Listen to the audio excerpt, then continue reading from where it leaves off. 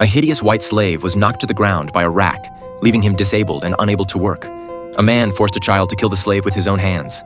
The slave, half human, half machine, and intellectually challenged, was not regarded as a person by anyone. However, he possessed an independent consciousness and could feel fear. He overturned the hesitant child, and the surrounding companions immediately burst into laughter. The mocked child felt utterly humiliated, and as a result, he abandoned the last shred of humanity in his heart. He stabbed the slave beneath him viciously, knife after knife. The miserable howls instantly silenced the surrounding children. Perhaps at that moment, they realized that their situation was no different from that of this slave. On the way back, the boy saw a castle ship crashing in the distance. He ran after it and found a woman lying in a patch of blood-sucking plants. Upon opening the woman's eyes, he discovered that she still had vital signs. He helped remove the sucking tentacles from her body and brought her back home. The boy carefully treated the woman's wounds and then picked up her clothes, smelling them. It was a perfume scent used by those who had not yet reached adulthood. The father did not want this strange woman to stay in their home, but the boy believed it was an opportunity to change their fate. The woman quickly regained consciousness. She had been traveling on the ship with her father. The boy agreed to help her find her father in exchange for a generous reward, but they had to wait until the next morning to set out, as the forest was too dangerous at night. In the evening,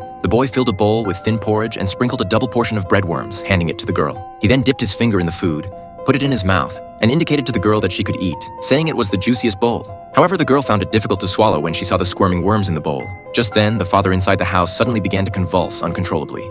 The boy tried to hold his father down, wanting to wake him up, but to no avail. As the father's convulsions grew more severe, the boy shouted, momentarily at a loss. At the critical moment, the girl walked over. She closed her eyes, and her lips visibly turned red and moist. She leaned down and kissed the father's lips. A miraculous thing happened. The father, who had been convulsing, instantly calmed down and then fell into a deep sleep. The girl, as if drained, leaned against the door, gasping for breath. Due to copyright restrictions, this is as far as I can take you in the movie. The name of the film is Vesper.